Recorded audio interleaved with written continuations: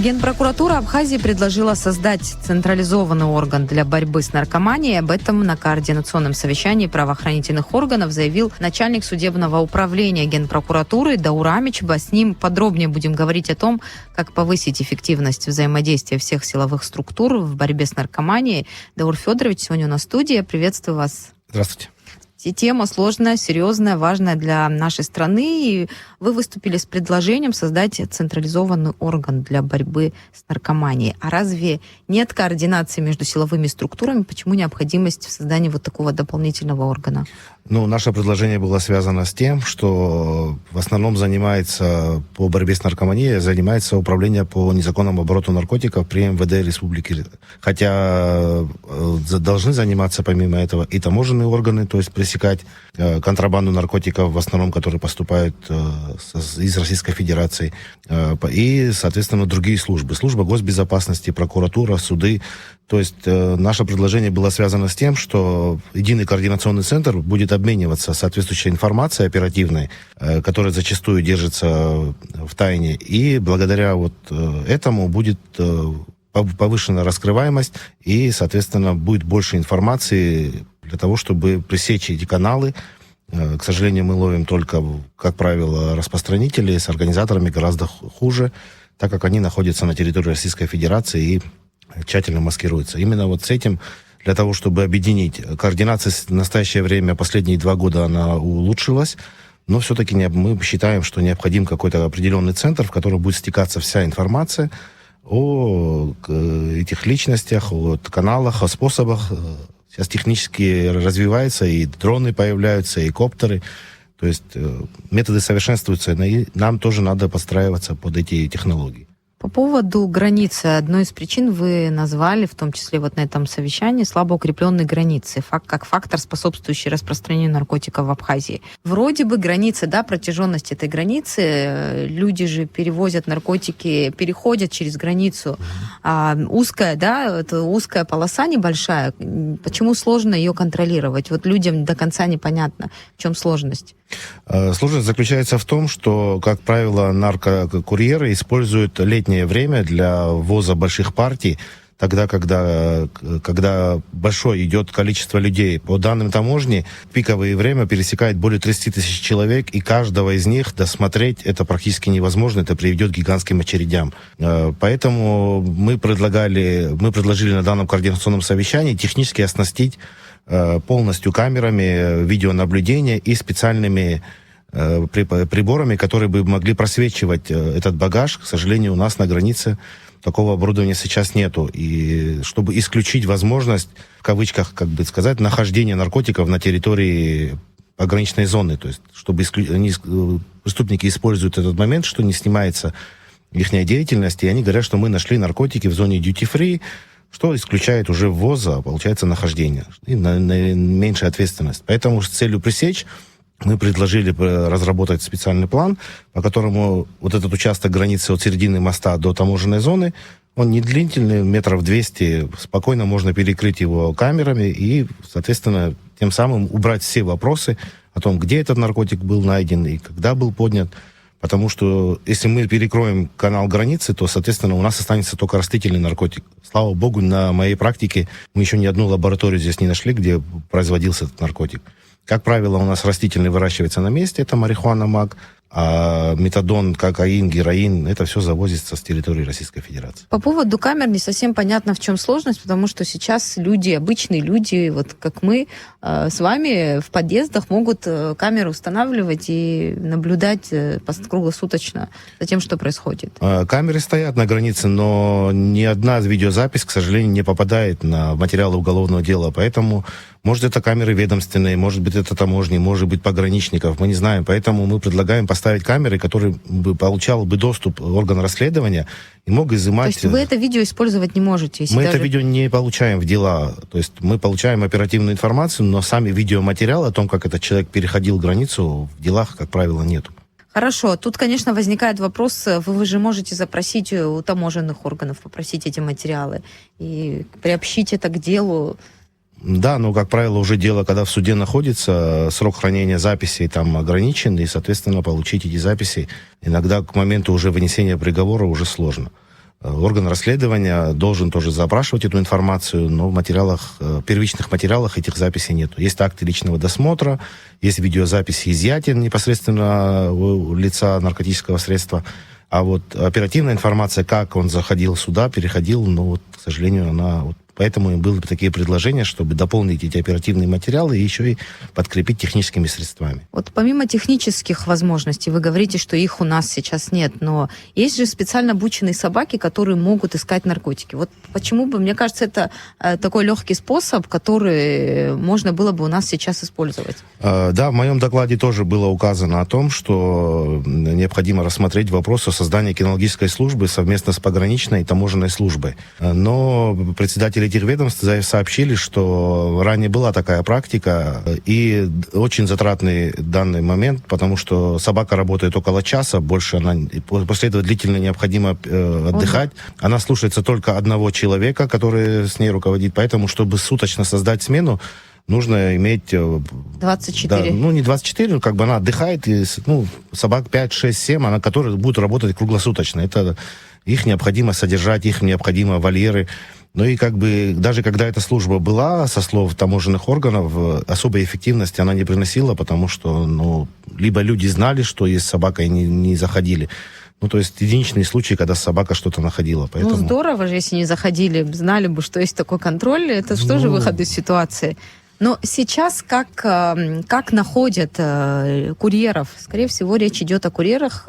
Вы сами говорили, что пока крупных организаторов этого бизнеса поймать не удается. В данном случае, исходя из материалов уголовных дел, у нас прослеживается, что у оперативных служб есть либо информаторы, либо оперативная информация, источники, которые не раскрываются. Соответственно, они знают время, они знают фамилию курьера и как он выглядит, зачастую есть фотографии, и, соответственно, его встречают. Вот именно такого, чтобы выдергивали с толпы, человек там подозрительно выглядит, такого нету. Ранее тоже, в предыдущие годы, таможенная служба практически не было. Единичные случаи были, когда они задерживали контрабанду. После того, как они наладили взаимодействие с МВД, по цифрам таможни, 18 случаев контрабанды было пресечено. 4 из этих случаев были совместно с МВД. Что, конечно, очень радует, что таможенная служба тоже подключилась к этому, и изымаются крупные партии наркотических средств уже непосредственно на границе. Одной из проблем вы тоже назвали, подчеркнули, подтолкнули к этой мысли, что лица, употребляющие наркотики и психотропные вещества, категорически не должны работать в правоохранительной системе управления государством. То есть то, что вы отметили вообще этот пункт, говорит о том, что такая проблема в стране существует. Я лично таких случаев не знаю, но хотелось бы, во-первых, в первую очередь, такая проверка повысит авторитет ведомства в лице народа.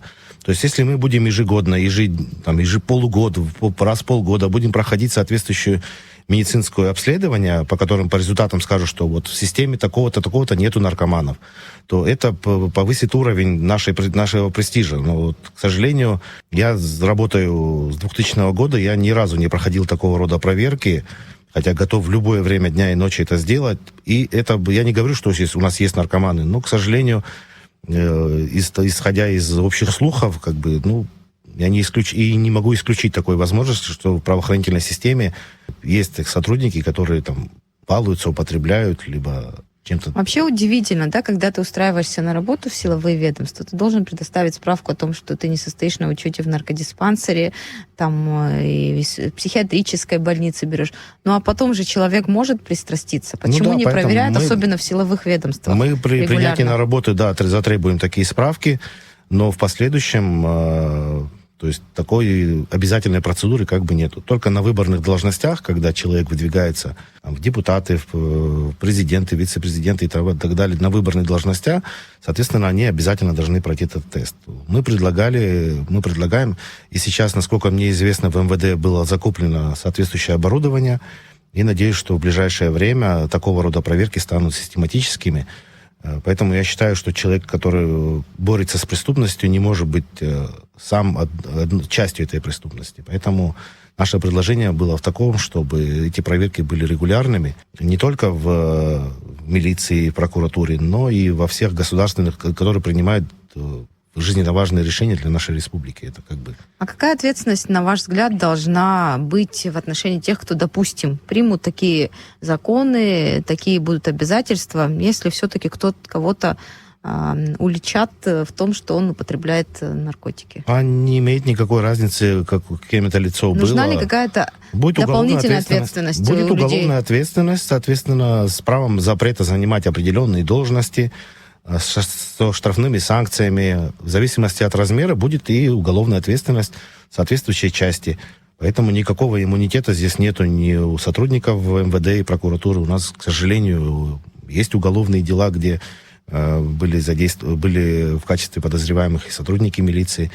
Поэтому как бы здесь нету никакой защиты. Разграничения делать не стоит между обычными гражданами? Нет, абсолютно. Я считаю, что никакая разница, если человек наркоман и распространяет наркотики, особенно если распространяет наркотики, абсолютно мне без разницы, в какой он погонах, каких он должностях. И учитывается только состояние здоровья, признание вины, его заслуги перед обществом, а все остальное это вторично.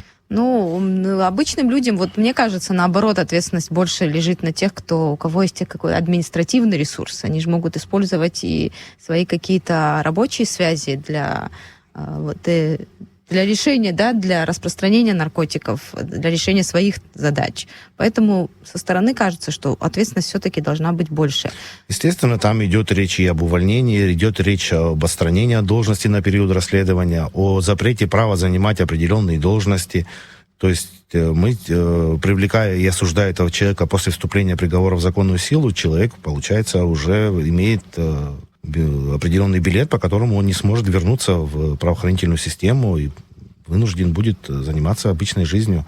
То есть он уже не сможет влиять на общество и, соответственно, по поводу распространителей наркотиков. Проблема с женщинами, которые распространяют наркотики в Абхазии. Это неоднократно этот вопрос возникал. Особенно женщины с детьми, им часто дают отсрочку наказания до взросления детей, до совершеннолетия детей. А через 10-14 лет что будет, можно и другую меру как-то обратиться в суд, и, в общем, она может не понести должного наказания. Что с этим делать? Ведь это серьезная проблема. Наркокурьеры, дилеры, они тоже понимают, что с женщин спрос меньше. Они ошибаются, так как законодателем предусмотрен запрет на применение отсрочки в отношении лиц, которые распространяли либо возили наркотики в крупном и особо крупном размере. Соответственно, у нас в МВД в определенном изоляторе содержится очень большое количество людей, в том числе и женского пола, которые распространяли наркотики, и на них не распространяется отсрочка. С малолетними детьми? Единственный случай, который у нас был, она была на 7 или на 8 месяце, соответственно, в период этого родила. Там был исключительный случай, когда предоставили отсрочку, потому что, к сожалению, у нас, или к счастью, может быть, у нас в СИЗО нету родильных палат, где можно... Ребенку там не место. И в этом случае Верховный суд принял решение об применении отсрочки до родов и, соответственно, до определенного возраста ребенка, потому что невозможно содержать грудного ребенка в камерах, где содержатся по 5, 7, 10 женщин, никотин и тому подобное. Не очень условия для взросления. Да, понятно, но спустя время мы не знаем потом, какие условия будут. Может быть, где-то законодательная база изменится. Все-таки человек должен нести наказание за свои поступки. Да, я согласен полностью, но у нас большая проблема и в условиях содержания. У нас все преступники, вне зависимости от того, что они совершили, будь то неосторожное преступление, будь то умышленное преступление, маньяки, убийцы, все содержатся в одинаковых условиях. В связи с этим принят закон о временном порядке сроков лишения свободы, и их срок делится от определенной градации. Там некоторые сидят 1 к 2, некоторые 2 к 3, и, соответственно, режим один и тот же, то есть условия одни и те же у всех. Поэтому и президентом ставился вопрос о том, что необходимо построить пенитенциарную систему, тюрьму, где будут созданы разные условия для лиц, которые по-разному совершили преступления. Для неосторожных это будут колонии поселения с правом выезда, для женщин отдельные колонии, где они могут быть трудоустроены, приносить какую-то пользу и государству, в том числе, работая на каких-то станках, и в том числе и саму себе, так как часть этой выручки будет поступать на их личный счет. Так было в советское время.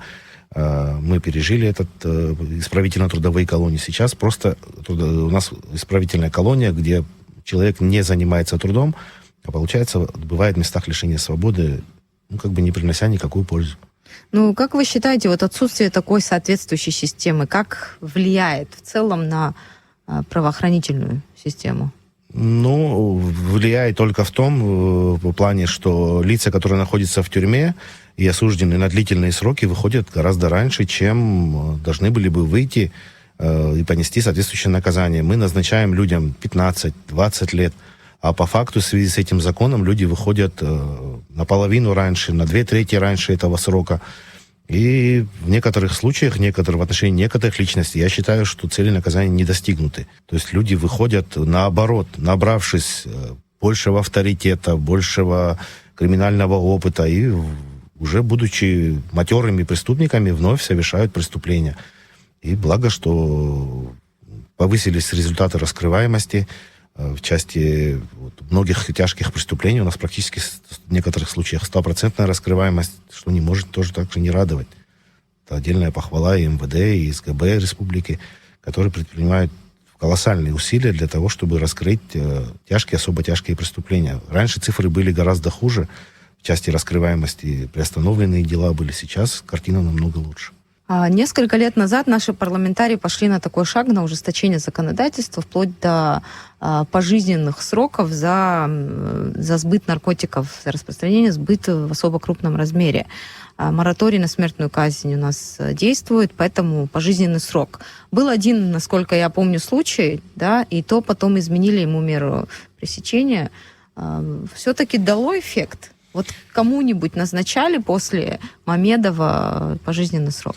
Если мое личное мнение хотите услышать, никакого эффекта это не принесло. Цифры растут. В основном это из-за того, что лица, которые уже задержаны на территории Республики Абхазия, они просто не знали об ответственности, о том, что за это такое. То есть мы говорим о том, что необходимо поставить помимо рекламы, сотовых компаний и других реклам, необходимо делать и социальную рекламу, в том числе и на радио, и на телевидении, и на плакатах. Да, говорить об ответственности, что за пересечение границы, ввоз наркотиков в таком-то размере предусмотрено там. Может быть, мы отсечем 10%, люди развернутся и уйдут. То есть тоже будет принесен определенный эффект. Данное ужесточение, оно единственное позитивное, которое оно принесло, что с 2019 года люди не могут выйти досрочно. Это очень хорошо, что люди понесут полную ответственность за содеянное. А в части того, что стали меньше носить, нет. У вас цифры, вы сказали, что цифры показывают, что не дало эффекта. И можете данные? Да, у нас если смотреть за 2022 год, где мы проводили соответствующее обобщение, из рассмотренных 400 дел, в общем, 34% это дела по наркотикам. То есть треть всех уголовных дел, более 170 дел, это дела о незаконном обороте, ввозе, сбыте, посеве, хранении наркотических средств. И что касается пожизненных сроков, были 2 приговора, не один, это в отношении Мамедова и в отношении Буриева. Что касается Мамедова, тогда нормативно-правовая база УК позволяла применять пожизненное лишение, а УПК ей не соответствовал. Соответственно, приговор был изменен на 15 лет лишения свободы. И недавно буквально мы тоже публиковали информацию в отношении гражданина Таджикистана было вынесено пожизненное лишение Сухумским городским судом Буриев. Но в суд кассационной инстанции были представлены документы о наличии у него малолетнего ребенка. И данное обстоятельство является смягчающим. И, соответственно, наказание было заменено на 15 лет с крупным штрафом в отношении него. Поэтому в настоящее время пожизненное лишение свободы, никто не отбывает наказание в местах лишения свободы за наркотики. Есть у нас несколько лиц, которые отбывают наказание за тяжкие, особо тяжкие преступления, но по наркотикам ни пожизненных, ни смертной казни у нас нету. Смертная казнь только на исполнение мораторий, но назначать мы ее можем. 15 лет, вы 2 случая назвали, все-таки в итоге сколько они могут отсидеть? Есть ли у них возможность сократить срок по состоянию здоровья? или по другим причинам? Только по состоянию здоровья, если будет соответствующее медицинское заключение комиссии МВД, что лицо не может содержаться в местах лишения свободы по определенным категории заболеваний, которые уже утверждены Кабинетом министров, только по этим основаниям в настоящее время возможно освобождение. Других условий, по которым бы освободился человек, ни условно-досрочно, ни заменить его наказание более мягким видом, с 2019 года не предусмотрено. То есть это лица должны совершить преступление с 2019 года. Те, кто осужден был раньше, на них это правило не распространяется. Даур Федорович, а как вы отнеслись к смягчению наказания за употребление каннабиса, которое недавно приняли парламентарии? Считаете ли вы это правильным? Да, я считаю, что необходимо было разграничить потребление и отказ. Это плоскость не уголовного преследования, а плоскость административного права. И 15 суток, то есть человек, когда его задерживали, ему было без разницы либо отказаться, либо и так он получал 15 суток. В данном же случае человек в 5 раз подумает, потому что разница в 5 раз. Если он откажется, он получает 15 суток. Если он дает добро и сдает анализы, он получает 3 суток, но при этом он становится на учет. Мы его регистрируем как лицо, употребляющее наркотическое средство. Соответственно, к нему может быть подключены медицинские службы, психологи. То есть мы уже знаем, и лицо, в его анкетных данных уже будет информация, что он... А те лица, которые в настоящее время отказываются от прохождения медицинского освидетельствования, они никоим образом не попадают в базу. Они все ссылаются, что по физиологическим особенностям не смогли сдать в тот момент, соответственно, биоматериал. И эти люди у нас вытекают, просто выпадают из поля зрения. Их могут 50 раз привозить, 50 раз они получат соответствующее административное наказание, но как лицо употребляющее мы доказать не можем, потому что нет у нас заключения. Я позитивно отношусь к этому. Более того, там бытовало мнение о том, что надо смягчать в отношении лиц, которые употребляют, которые хранят в небольших количествах прямо. В данном случае я немножко противник этой теории, о том, что при этом в моем докладе мы предложили Кабинету министров, вынесли постановление координационного совещания. Одно из моих предложений было о том, чтобы смягчить ответственность за посев наркотиков. Санкция за посев 5 корней, чтобы зрители понимали, предусматривает наказание от 10 до 12 лет лишения свободы в местах строгого режима, колонии строгого режима. При этом за умышленное убийство от 6 до 12. То есть в данном случае легче убить человека, чем посеять 5 корней.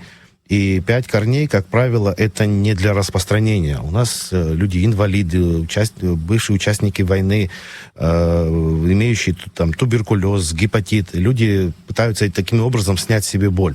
И, по моему мнению, за 5 корней давать 10 лет или 12 лет, а там, где человек убил умышленно и с особой жестокостью убил, давать 6 лет, я считаю неправильно. Даур Федорович, с другой стороны, есть медицинские работники, которые, если у человека испытывает боль из-за каких-то болезней, есть препараты для этого, да, и нет необходимости выращивать коноплю, каннабис. Но не все имеют возможности приобретать эти аппараты. Как правило, эти наркотики выращивают в сельской местности, в деревнях, в заброшенных каких-то участках. Это имеется эффект привыкания, имеется эффект наркотизма, то есть какое-то блаженство получает человек, когда употребляет, забывается. Возможно, от медицинских препаратов такого эффекта нету. Мне сейчас сложно сказать, я ни то, ни другое. В законодательстве нашем вообще есть четкое разделение между хроническими, да, если так можно назвать, наркоманами, которые уже не могут, не в состоянии уже бросить, и теми, кто только-только начинает. Это что же надо разграничивать, если коротко отвечать на этот вопрос? В законодательстве нет такого понятия, как хронический. Мы можем направить лицо на принудительное лечение в рамках его отбывания наказания. То есть назначить ему дополнительный вид обязательств, где он должен пройти обязательное лечение от наркомании, если он зависим. Есть соответствующая экспертиза в деле, мы направляем данное лицо на принудительное лечение в стационар. Даур Федорович, спасибо большое, что пришли к нам в студию, ответили на наши вопросы. А я напомню, с начальником судебного управления Генпрокуратуры Абхазии Дауром Амичем поговорили о борьбе с наркоманией и о том, как повысить эффективность взаимодействия всех силовых структур в этом вопросе. С вами был «Посредник». Диалог с властью о том, что